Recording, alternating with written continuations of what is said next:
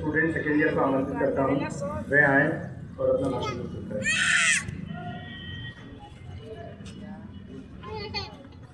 Hello.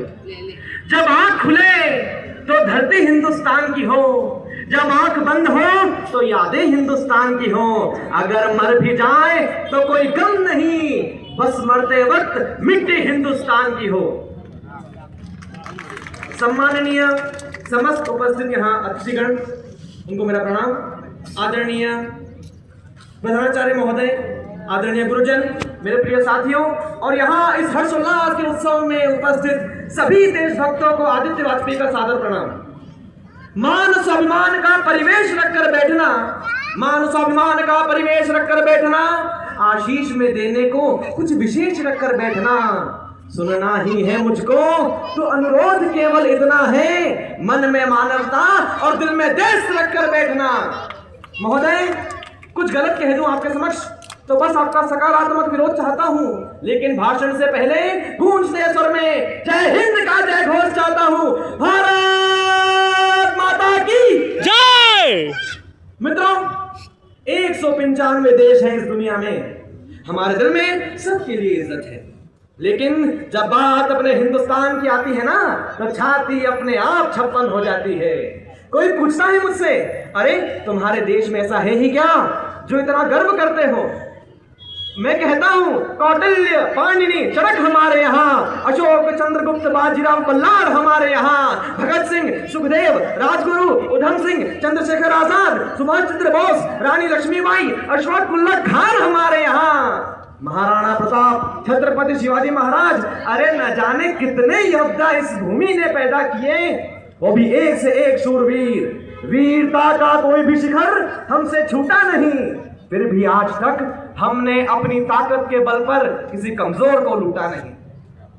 मित्रों, और जो लोग भारत की शांति प्रियता को, सहनशीलता को उसकी कमजोरी समझ बैठे हैं, उनसे बस यही कहना चाहूंगा, समंदर की ताकत है हमारे बाजुओं में, समंदर की ताकत है हमारे बाजुओं में, मगर झील की तरह खामोश रहते हैं। अरे क्या कभी सुना है आपने मदर स्पेन या मदर ब्रिटेन?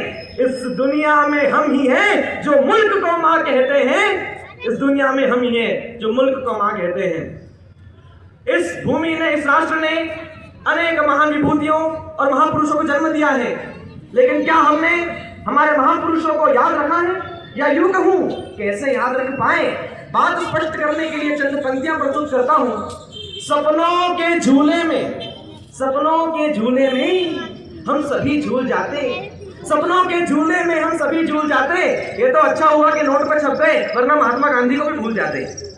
मित्रों, चलो ले चलता हूं आपको जम्मू कश्मीर के अनंतनाग जिले में, प्रकृति की गोद में बसे एक मनमोहक हिल स्टेशन में, फूलों से रंगीन और प्रकृति की अनुपम कविता है ये। हुजूर जरा कल्पना कीजिए, हरियाली से लदे आकर्षक मैदान, देवदार के घने सुरम्य और शांत जंगल, बर्फीली चादर से ढकी ऊंची ऊंची चोटियां।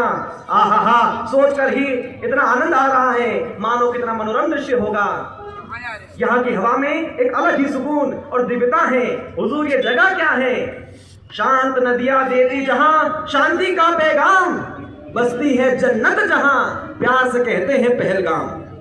22 अप्रैल 2025 एक ऐसी तारीख जो 140 करोड़ हिंदुस्तानियों के दिलों से कभी मिट नहीं सकती।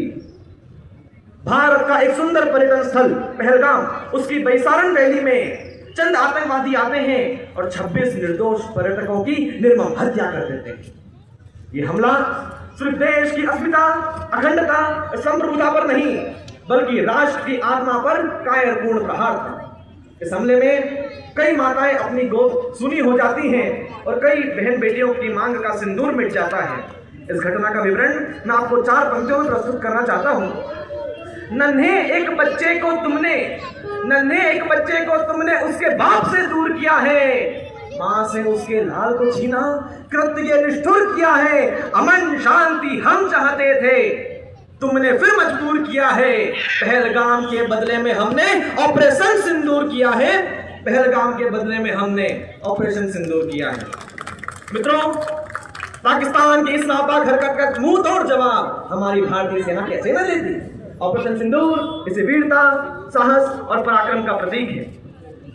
मित्रों, ऑपरेशन सिंदूर और हिंदुस्तान के उन वीर सिपाहियों को समर्पित है कुछ पंक्तियां। हम वायुपुत्र, हम भीम रूप, हम रौद्र रूप तांडव है।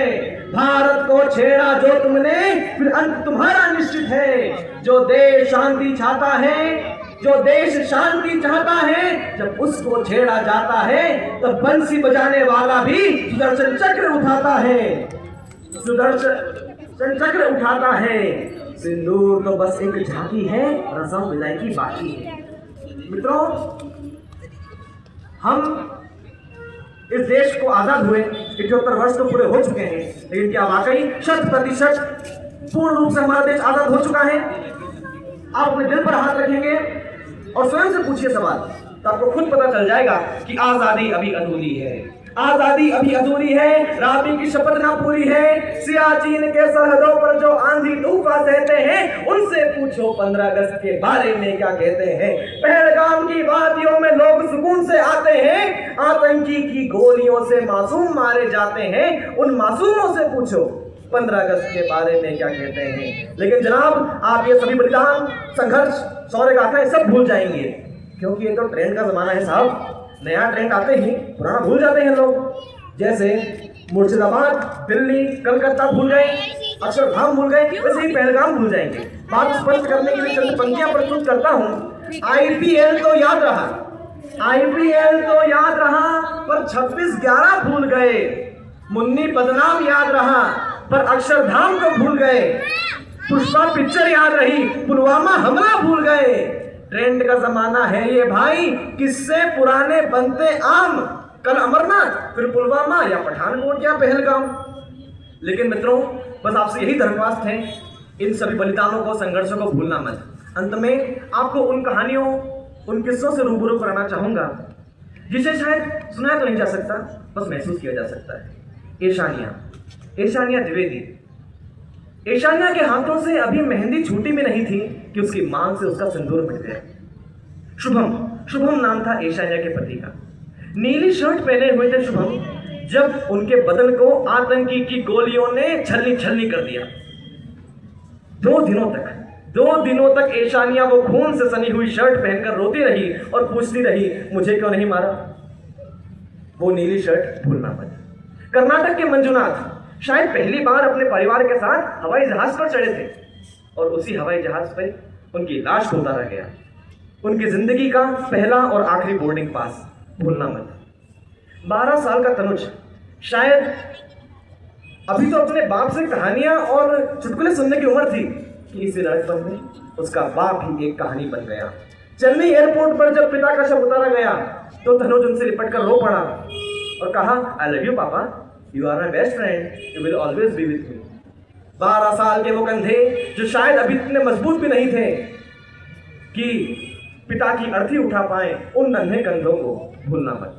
ऑपरेशन सिंदूर से हमें यही सीख मिलती है कि आजादी सिर्फ एक बार पाकर, एक बार प्राप्त करके रखने वाली चीज नहीं है। इसे हर व्यक्ति को हर दिन, हर पल सुरक्षित रखना होगा।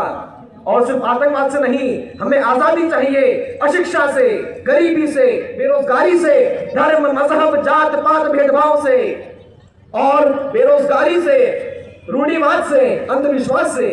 इसलिए महोदय, मैं अपना भाषण का यही समापन करता हूं और आपसे उम्मीद करता हूं कि हम आजादी को बरकरार रखेंगे। धन्यवाद। जय हिंद, भारत माता की जय। जोशीले